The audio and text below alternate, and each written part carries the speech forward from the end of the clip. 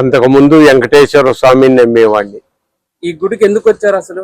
ఈ గుడి దారిలో మేము స్కూల్కి వెళ్తుంటే ఇక్కడ చిన్న గుడి కనపడి భక్తులు రాకపోకలు కనపడుతుంటే వచ్చాం.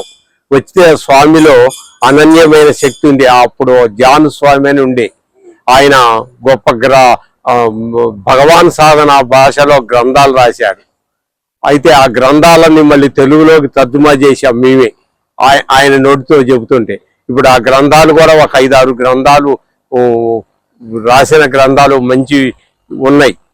అయితే ఆ స్వామి ఇక్కడికి వచ్చిన తర్వాత మనం ఏమనుకుంటే అది నెరవేరుతుంది. సంతానం లేని వాళ్ళకి సంతానం కలిగింది. ఇక్కడికి వచ్చిన వాళ్ళకి ఉద్యోగం కావాలని వచ్చిన వాడికి ఉద్యోగం వచ్చింది.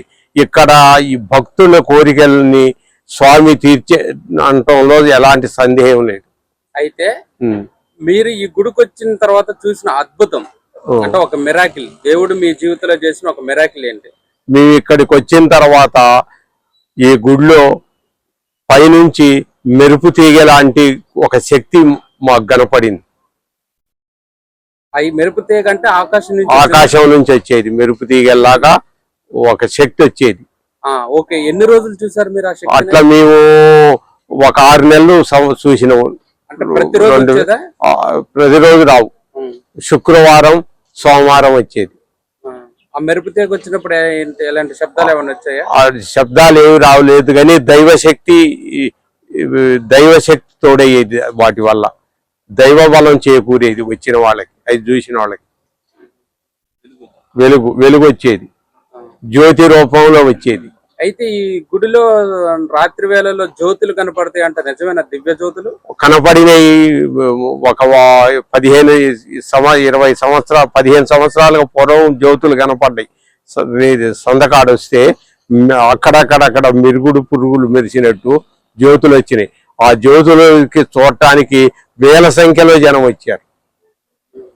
భగవాన్ జానయ్య స్వామి వారు మీ జీవితంలో చేసిన మ్యాజిక్, ఆయన దేవుడు అని మీరు ఎలా గుర్తించారు?